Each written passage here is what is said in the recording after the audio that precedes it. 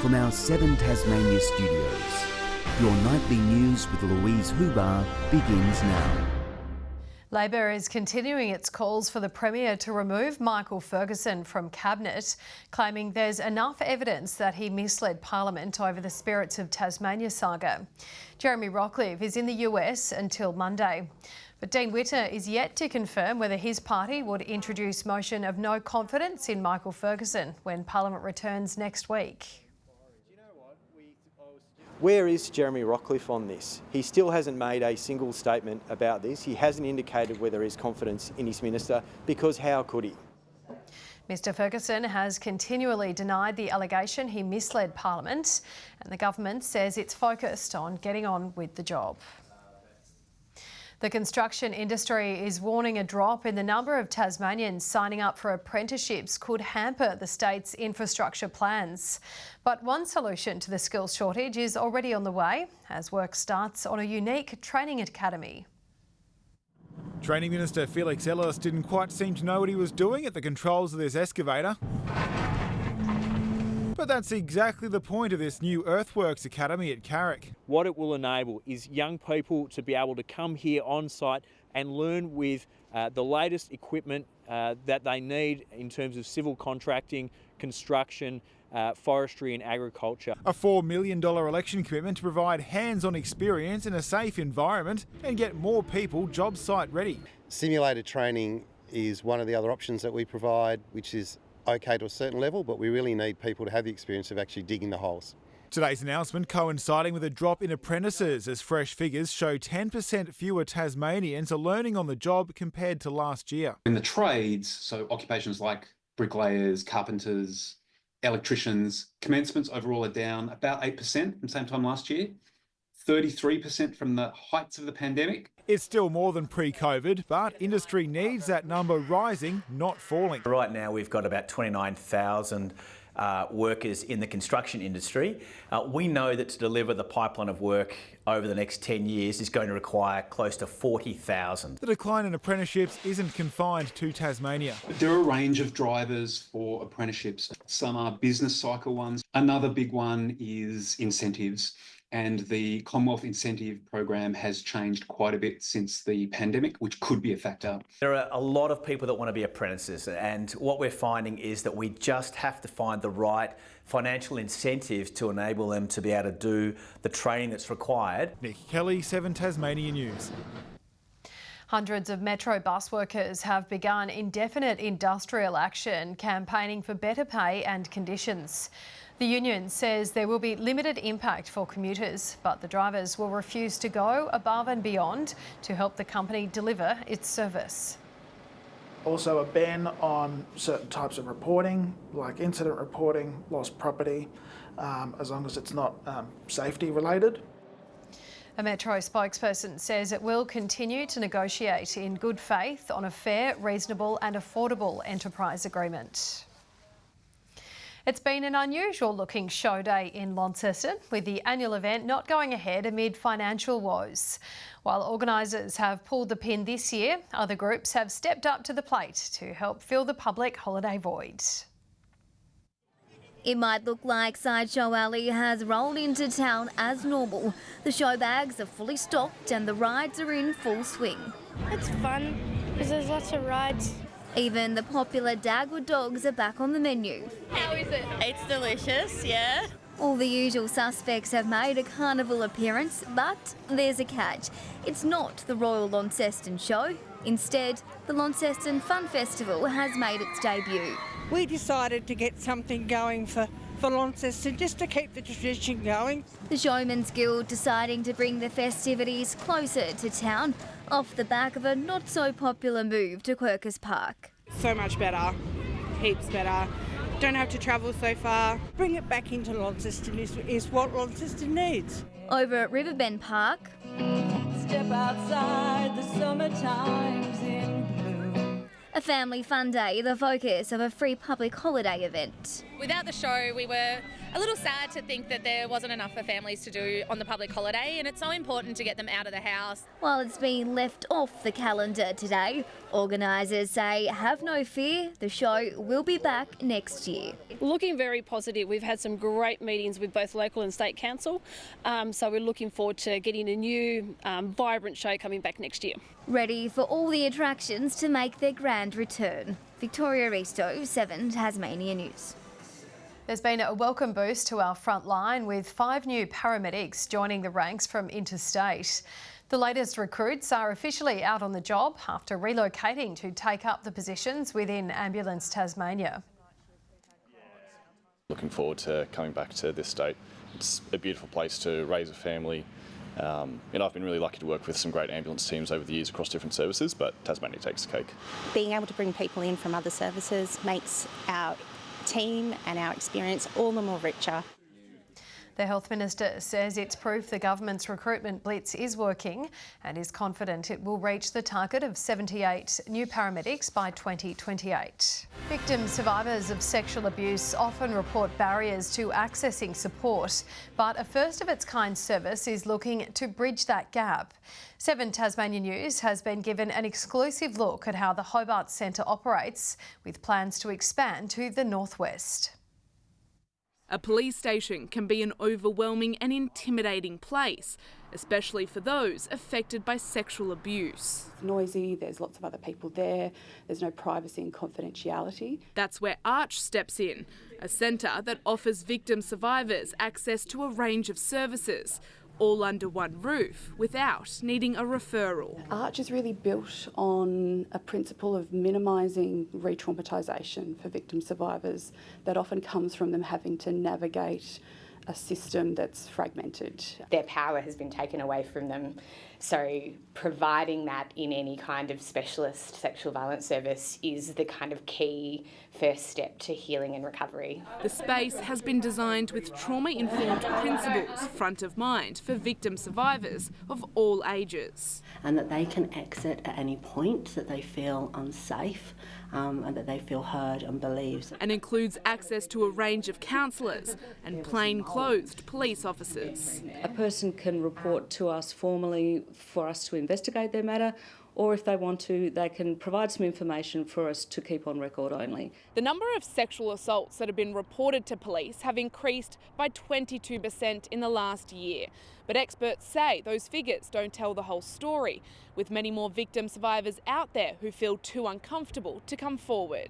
The services that we offer, the amount of people that report to police is only a fraction of the people that have actually had these kinds of experiences. Located in Hobart and Launceston, a third Arch centre is planned for the northwest, providing some light for Tasmanians struggling through their darkest hour. Lily Thompson, 7 Tasmania News.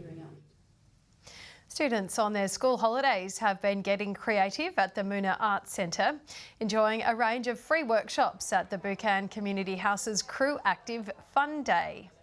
We've got plant growing, we've got a silent disco, we've got sensory spaces. And they're taking home artwork that they're just so happy with, and they were involved in their creation, and it's just so much fun. The event encouraging kids to explore and learn through creative play. The true story of a shoe factory saved from the brink by a drag queen is being brought to the stage in Launceston as Kinky Boots arrives at the Princess Theatre. It's an unlikely tale of acceptance told through a Cyndi Lauper written score.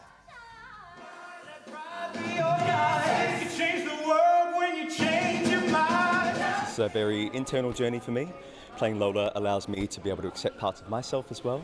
So with the theme of, being who you want to be. We've got some of the best production team that Launceston has to offer, some of the best cast that Tasmania as a whole has to offer, and to be able to show this to the wider community with such an important message as well, it's just really heartwarming. Kinky Boots opens tomorrow and runs for a fortnight. Meanwhile, 2 young theatre stars are on a high note after their brush with fame. British comedian David Williams joining the duo for an impromptu rendition of a musical classic at Hobart's Theatre Royal. Just thinking about tomorrow clears away the cold and the sorrow. The Little Britain star met with the pair earlier this week while he was in town for his first Tasmanian show. Backyard gardeners are digging into a tomato treat at the Royal Botanical Gardens. An annual plant sale focusing on traditional varieties of tomatoes causing a rush on day one. Hobart's Botanical Gardens are an oasis of greenery, but this time of year adds even more for green thumbs, whose gardening patience comes in handy when waiting 3 hours to enter this annual heirloom tomato sale. It's nice to get away from mass market culture because the things that you grow at home are generally always better than what you buy at most stores. And there's more variety too. 80 special breeds of heirloom tomatoes, a more natural product harking back to the fruit's pre-commercial origins. Some already close to selling out. We're running out of Tasmanian chocolate and the 2 varieties of Tommy Toe. Those arriving early relishing in the spoils. We have heaps of tomatoes. Got a bit carried away and I got a lot of small ones to start with. I think it's fantastic. It gets me active in the garden. I like tomatoes. But there are also other garden favourites: chilli, lemon, fresh herbs, things that may help give a tomato a lift. A popular theory among amateur growers is to plant your tomatoes the day after the sale, but experts say it's better to be patient and wait for warmer weather to avoid the dangers of another cold snap. For now, the challenge may be avoiding missing out. The sale closes on Saturday. Stacey Eldridge, 7 Tasmania News.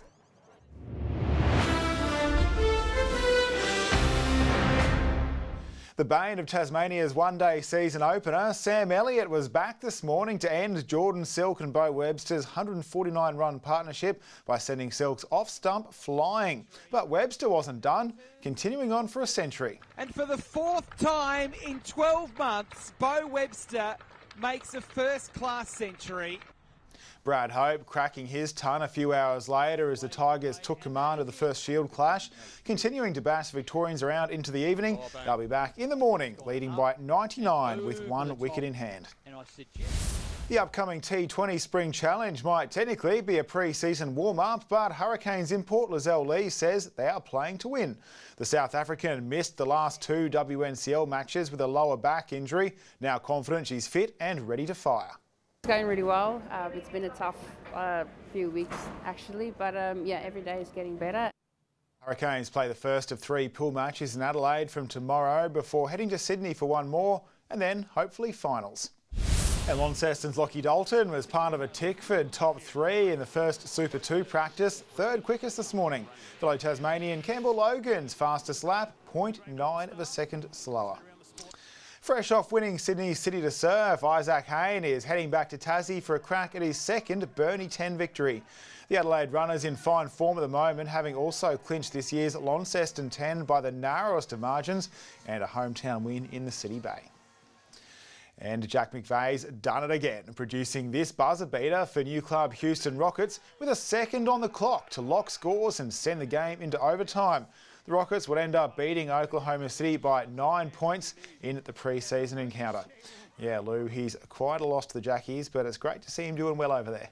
It is. It's very exciting to watch. Thanks for that, Nick.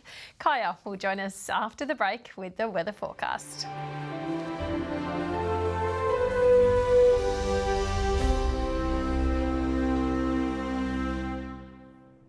Good evening. A cold front brought showers as well as fresh and gusty winds to the state today. The highest recorded was 137 kilometres an hour at Coonunny, Mount Wellington.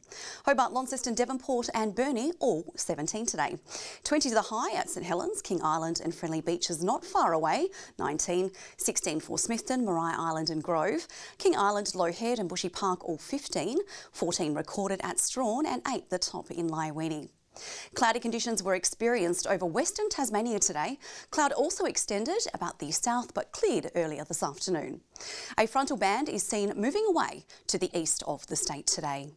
Tomorrow a cold front will cross Tasmania while high centres remain over the Tasman Sea. West to northwesterly winds increasing upward of 35 knots in the south. West to southwesterly swells peaking at 5 metres. We have a gale warning tomorrow between Wineglass Bay to Low Rocky Point and a strong wind warning for all remaining coastal waters and inland lakes. And the warning to sheep graziers continues in the Midlands and also for the southeast. Becoming windy and partly cloudy in Hobart and Campania tomorrow, 17, 16 and a shower or two for Huonville. Partly cloudy in the north, Launceston and Georgetown 18, 17 for Devonport. A bit of cloud too in Burnie, 16, showery across Strawn 13, 17 and partly cloudy in Wynyard. Cloudy also for St Helens and Swansea, both 19, a shower or two in Port Arthur, 18 there. We can expect a morning frost on Saturday. It will be fine, apart from light showers about the west. On Sunday, that frost continues along with foggy conditions. Light showers will develop about the west and far south in the evening. And on Monday, light morning showers about the west, south and east, otherwise fine elsewhere. To mainland conditions now for your Friday. 24 and possible showers in Sydney tomorrow, partly cloudy in Melbourne, 17, warming up in Perth with a fine and sunny 38 degrees. Also fine and sunny in Hobart right now, 12 degrees. Also sunny in Launceston, 14, and much the same in Devonport with 13. And that's all from me tonight, Lou. Lovely as always. Thank you for that, Kaya. That's all your news for tonight. I will be back later on with updates. Thank you for joining us. Good night.